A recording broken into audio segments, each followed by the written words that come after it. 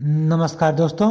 सहायक अध्यापक भर्ती परीक्षा 2018 के लिए शासन से समय सारणी जारी कर दी गई है, जिसके अनुसार विज्ञापन प्रकाशन की तिथि 23/1/2018 और ऑनलाइन रजिस्ट्रेशन प्रारंभ होने की तिथि 25/1/2018 है और परीक्षा की तिथि 12 मार्च 2018 है। अतः आप अपनी तैयारी तेज कर दें। आज उसी क्रम में हम शिक्षण कौशल पोर्शन से शैक्षिक प्रबंधन के अंतर्गत विद्यालय अभिलेख पर वीडियो लेकर उपस्थित हैं। तो आइए विद्यालय अभिलेख की जानकारी प्राप्त करते हैं। विद्यालय अभिलेख किसी विद्यालय के लिए बहुत ही महत्वपूर्ण होता है, अतः उसमें कार्यरत अध्यापक या प्राध्यापक को उसके बारे में जानकारी होनी बहुत ही आवश्यक है। तो आइए विद्यालय अभिलेख के बारे में देख लेते हैं। विद्यालय अभिलेख 5 प्रकार का है, जिसमें पहला है सामान्य अभिलेख, दूसरा अध्यापक संबंधी अभिलेख, तीसरा छात्र संबंधी अभिलेख, चौथा उपकरण संबंधी अभिलेख और पांचवा वित्तीय अभिलेख है। सामान्य अभिलेख के अंतर्गत लॉगबुक, अभिभावक शिक्षक संघ यानी पीटीए, मातृ शिक्षक संघ एमटीए और ग्राम शिक्षा समिति बैठक पंजिका, विद्यालय प्रबंध समिति पंजिका, निरीक्षण पंजिका आदि आते हैं। दूसरा है अध्यापक संबंधी अभिलेख। इसमें अध्यापक उपस्थिति पंजिका, पत्र व्यवहार जो अवकाश पंजिका के रूप में है, पत्र व्यवहार पंजिका है, अध्यापक दैनंदिनी है, अध्यापक की डायरी और एमडीएम रजिस्टर मध्याह्न भोजन पंजिका आदि इसके अंतर्गत आते हैं। छात्र संबंधी अभिलेख में छात्र उपस्थिति पंजिका, विद्यालय छोड़ने का प्रमाण पत्र एनटीसी, विद्यालय प्रवेश अभिलेख, प्रगति अभिलेख, बाल सरकार पंजिका, छात्रवृत्ति वितरण पंजिका, ड्रेस वितरण पंजिका, पुस्तक वितरण पंजिका, स्वास्थ्य परीक्षण पंजिका आदि शामिल हैं। और उपकरण संबंधी अभिलेख में अप्रयोज्य स्टॉक पंजिका, पुस्तकालय पंजिका, खेलकूद सामान पंजिका आदि शामिल हैं। वित्तीय अभिलेख के अंतर्गत दैनिक रोकड़ बही यानी डेली कैश बुक, खाता बही लेजर बुक, ग्राम शिक्षा निधि पंजिका और अकाउंट बुक जो भी पास में हो। पंजिकाओं में भी कुछ पंजिकाएं ऐसी हैं जिनका डेली यूज होता है लगभग, और कुछ कभी कभार होते हैं। जैसे देख लीजिए, अध्यापक उपस्थित पंजिका, छात्र उपस्थित पंजिका, एमडीएम रजिस्टर, इन सबों की आवश्यकता प्रतिदिन पड़ती है। और उपस्थित पंजिका में रसोईया उपस्थित पंजिका, शिक्षा मित्र या प्रशिक्षु उपस्थित पंजिका भी हो सकती है। ये कुछ जगह होते हैं, कुछ जगह नहीं होते हैं, ये इनके अवेलेबिलिटी पर डिपेंड करता है। और उसके बाद कभी कभार यूज वाले में पत्र व्यवहार पंजिका है, एसएमसी पंजिका, ग्राम शिक्षा निधि, बैठक पंजिका, एमटीए पीटीए रजिस्टर, अनुश्रवण पंजिका, बालगणना पंजिका, लेजर अकाउंट पंजिका, गार्ड फाइल, छात्रवृत्ति ड्रेस पुस्तक वितरण की पंजिका, स्टॉक का रजिस्टर। आजकल आधार संख्या के लिए एक रिकॉर्ड रखना पड़ रहा है, उसके लिए एक रजिस्टर, जूता मोजा स्वेटर जो भी आते हैं उस हिसाब से आपको रजिस्टर बनाने पड़ेंगे।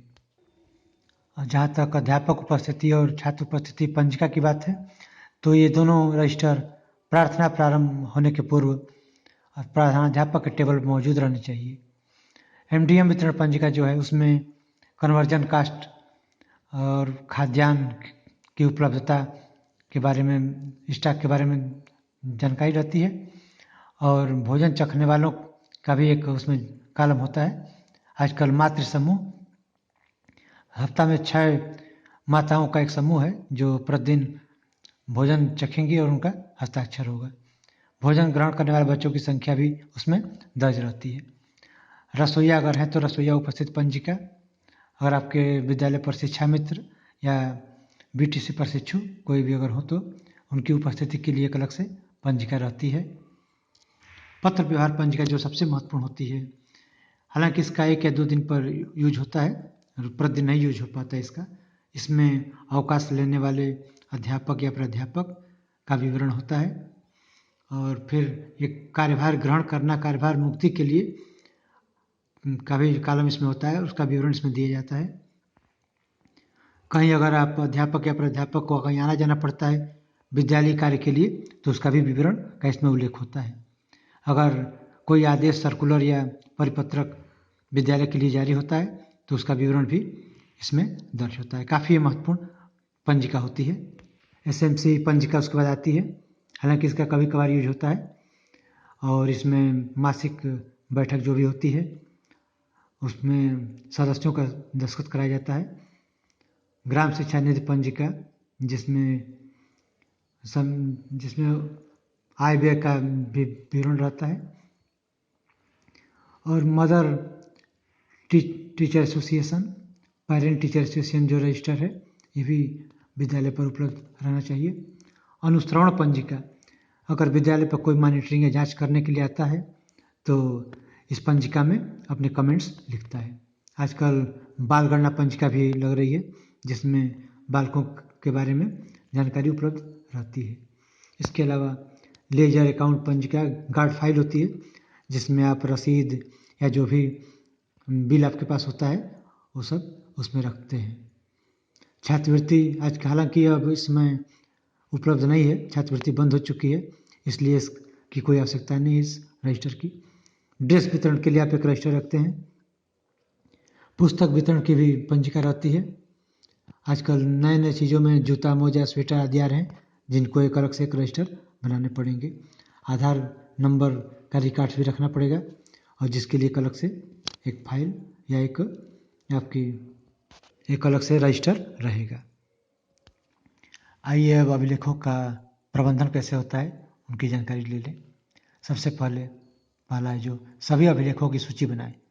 सभी अभिलेख की एक सूची बना लें ताकि आप क्रम संख्या निर्धारित कर लें जो प्रत्येक रजिस्टर के कवर पर विद्यालय के नाम, रजिस्टर के नाम के साथ वो क्रम संख्या अंकित रहेगा। और सभी पृष्ठों पे पृष्ठ संख्या स्पष्ट रूप से अंकित करें। रजिस्टर और फाइलें साफ सुथरी होनी चाहिए। प्रविष्टियों में काट छाट, ओवर राइटिंग नहीं होनी चाहिए। अगर गलती से कटिंग हो गया है तो उस पर हस्ताक्षर करें। सभी कॉलम पूर्ण रूप से भरे होने चाहिए। अभिलेख शुद्ध, विश्वसनीय और पूर्ण हो। सभी अभिलेख अलमारी या कमरे में ताला बंद करके सुरक्षित रखें। रजिस्टरों का रखरखाव आवश्यकतानुसार रखें क्योंकि कुछ रजिस्टरों का उपयोग प्रतिदिन होता है और जबकि कुछ का कभी कभार, तो उसके लिए अलग अलग जगह रख लें ताकि सुरक्षित रहें। अब आते हैं एक्सरसाइज की तरफ। पहला प्रश्न है विद्यालय अभिलेखों के रखरखाव व प्रबंधन का दायित्व किस पर होता है? तो विद्यालय के प्रधानाध्यापक पर होता है। दूसरा प्रश्न है विद्यालय प्रबंध समिति का सचिव कौन होता है? तो विद्यालय प्रबंध समिति का सचिव उस विद्यालय का प्रधानाध्यापक होता है।